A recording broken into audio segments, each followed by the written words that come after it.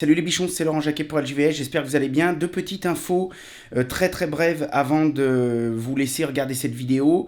D'abord, cette vidéo est un petit peu plus formelle que les autres. Pour la simple et bonne raison, c'est que je vous en avais parlé, j'étais en train de préparer une formation sur le travail du cuivre, sur le travail du multicouche. Et puis, je me suis rendu compte, en regardant ce qui se faisait un petit peu ailleurs, en échangeant un peu avec les collègues, que pour faire une formation de bonne qualité, filmer c'était une chose, mais il y avait tout un processus d'accompagnement à côté, c'est-à-dire que j'avais besoin de faire quasiment un site internet dédié, j'avais besoin de mettre des PDF ou des documents qui accompagnent un petit peu cette formation, si je voulais faire quelque chose de vraiment qualitatif, un petit peu comme ce que l'ami Samuel Mamias a fait. Il a fait une formation ultra qualitative, d'ailleurs je vous invite vraiment à aller la découvrir. Il aurait fallu également que je passe énormément de temps à parler et à interagir avec tous mes élèves, tous mes futurs élèves qui auraient acheté cette formation.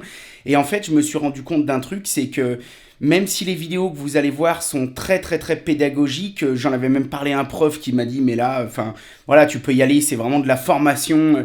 Et au bout d'un moment, je me suis dit, est-ce que j'ai vraiment le temps dans ma vie de fou, de rénovation de ma maison qui n'avance pas. À côté de ça, on essaye de développer Bichon TV, enfin on essaye vraiment de faire plein de choses pour les artisans, pour les bons bricoleurs, etc.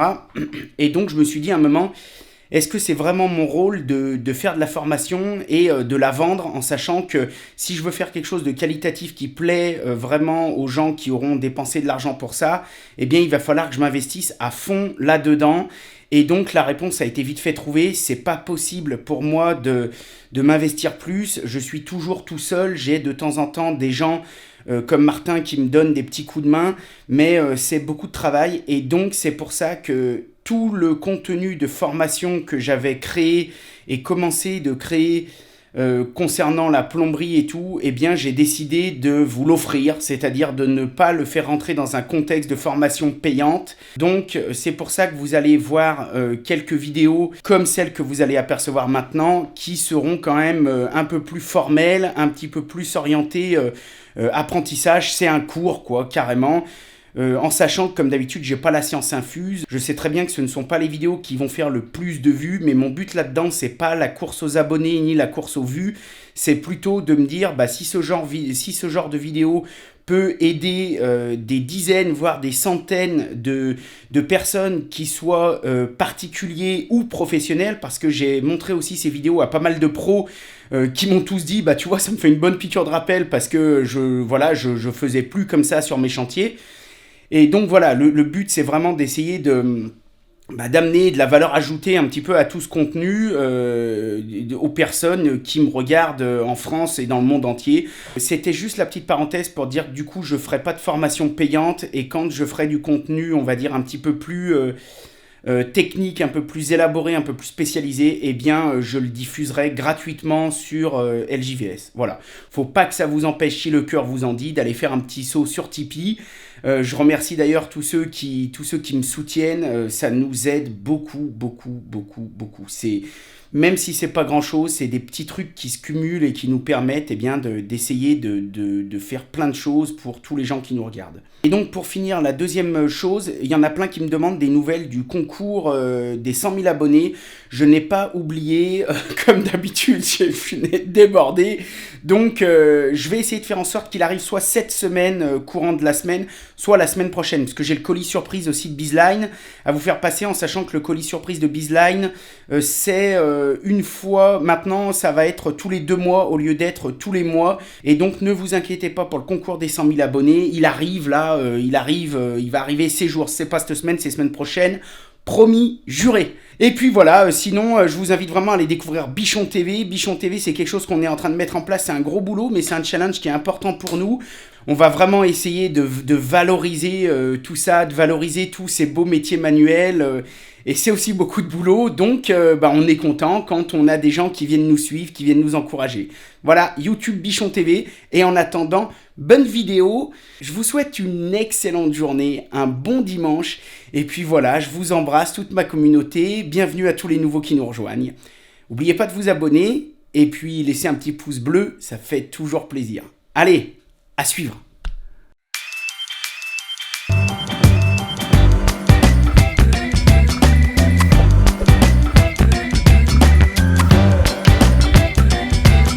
Salut les bichons, c'est Laurent Jacquet pour LJVS, j'espère que vous allez bien. Dans cette vidéo, je vais vous expliquer comment faire une baïonnette. Alors en fonction des régions et des apprentissages que vous avez pu avoir, on peut appeler ça un casse, une baïonnette, un S. Ça a plusieurs noms, mais en tout cas c'est toujours une pièce qui sert à passer d'un niveau à un autre. À travers ces petits tutoriels, je n'ai pas la prétention d'avoir la science infuse, mais je partage simplement mon savoir, je partage simplement mes façons de faire qui ne sont peut-être pas les meilleures, mais en tout cas, c'est celles que j'ai utilisées quasiment tout au long de ma vie, c'est celles que j'ai apprises, c'est celles que j'ai améliorées, perfectionnées, et aujourd'hui, je suis heureux de partager tout ça avec vous en espérant que ça puisse vous servir, que ça puisse être utile pour vous.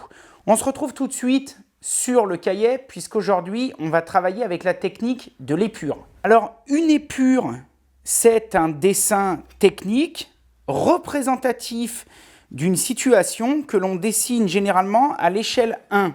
Alors, bien évidemment, là, dans mes petits exemples, on utilise un cahier, mais dans la vraie vie, on pourrait avoir besoin d'une planche de 2 mètres de long, d'une planche d'1 mètre par 50 cm, peu importe. L'avantage de représenter la situation réelle sur le dessin, c'est qu'on va pouvoir venir y faire tout un relevé de cotes et un relevé d'informations, mais en plus, on va pouvoir essayer visuellement de tester des techniques et de voir si la technique qu'on a envisagée peut s'adapter à ce qu'on veut en faire. Donc là, j'ai représenté d'abord par un trait ici un mur.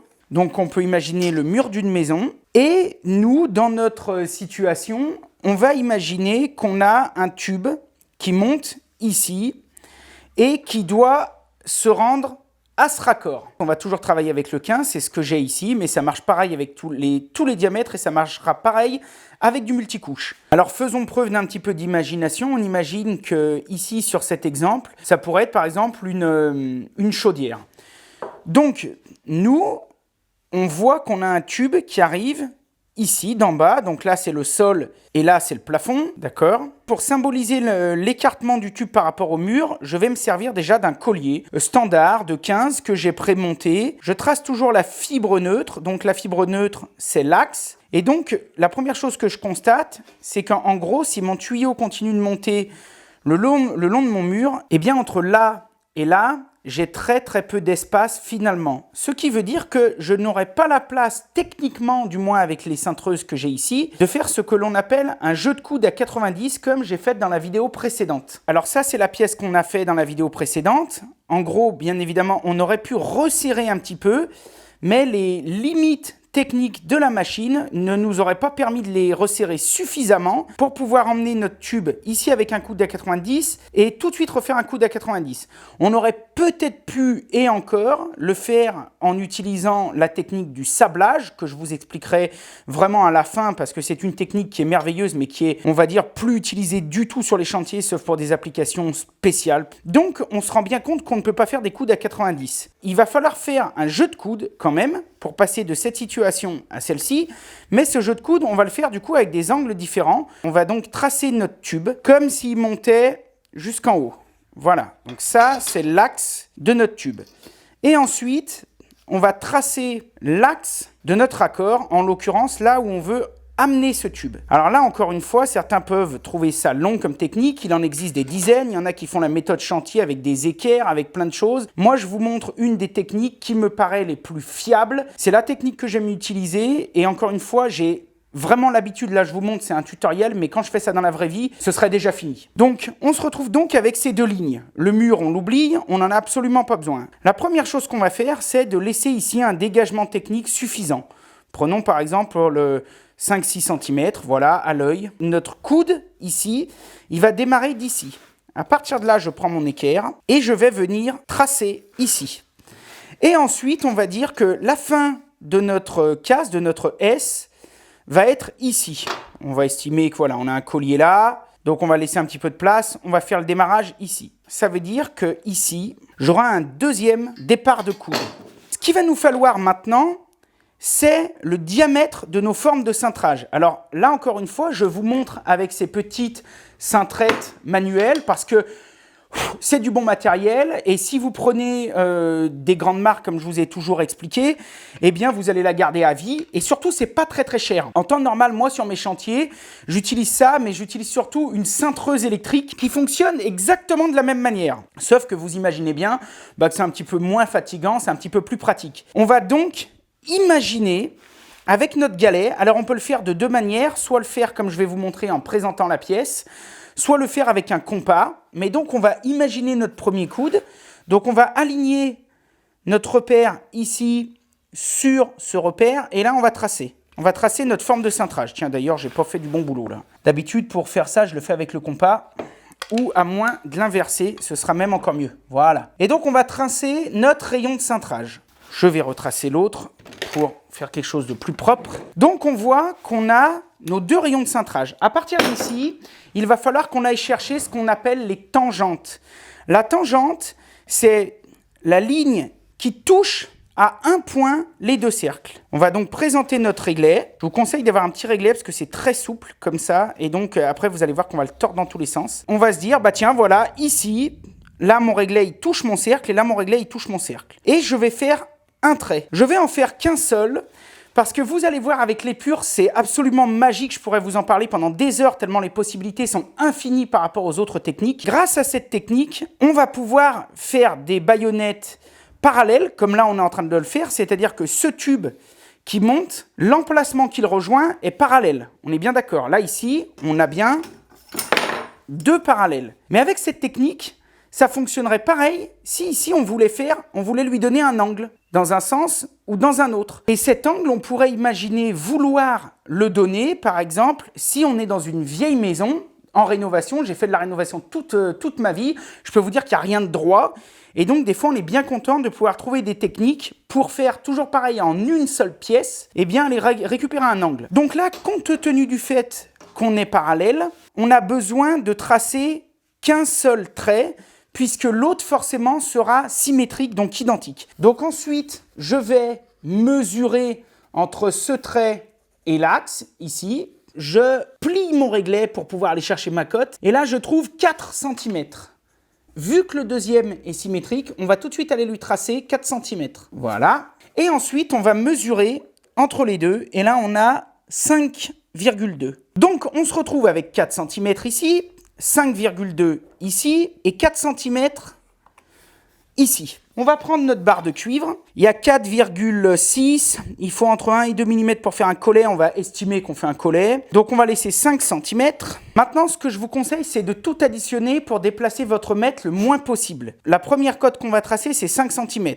Ensuite, on va tracer plus 4. Ça va nous amener à 9 cm.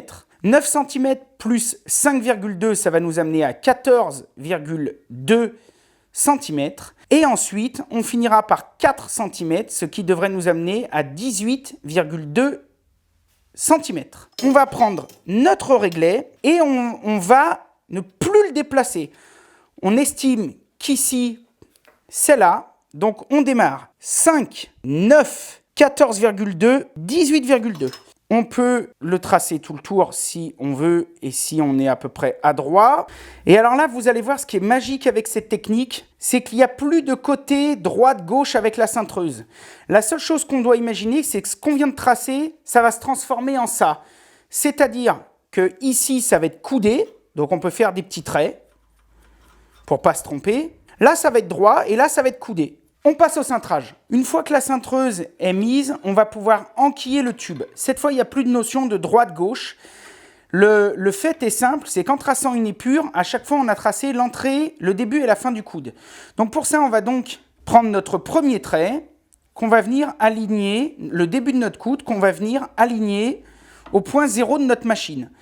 Et on va cintrer jusqu'à ce que le point 0 de notre manche viennent rejoindre le point 0 de la fin de notre coude, le point 0 de notre tube. Alors là, il faut y aller coolos. Hop, voilà. On est bon. Donc là, on voit qu'on a notre premier coude qui est absolument parfait. Maintenant, on imagine que là, ici, il va y avoir la chaudière, mais que nous, ici, on vient d'en bas, quoi. Donc, il va falloir recouder dans l'autre sens. La première chose à faire, d'abord, c'est vérifier si on a le dégagement nécessaire pour pouvoir cintrer. Là, on voit que, hop, on va venir taper. Donc, vu qu'il n'y a plus de notion de droite-gauche, on ne va pas s'embêter et on va venir insérer de ce côté notre tube. On va toujours s'assurer qu'il soit bien plan parce qu'on pourrait avoir besoin, dans des situations techniques un peu particulières, eh bien, qui ne soit pas forcément sur le même plan, mais là, ce n'est pas notre cas. Et on va venir présenter, toujours pareil, notre 0 par rapport au point 0. Une fois que c'est bon, on va là aussi tirer jusqu'à ce qu'on arrive au point 0. Et là, notre casse, notre baïonnette est fait.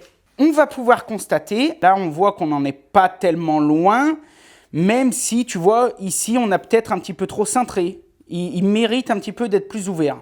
Tiens d'ailleurs vous pourrez voir au passage que là la cote elle est aussi parfaitement respectée. Si vous vous servez de cette technique et que vous la respectez à la lettre, si à la fin vous vous rendez compte que vous n'avez pas besoin de recuire, tant mieux.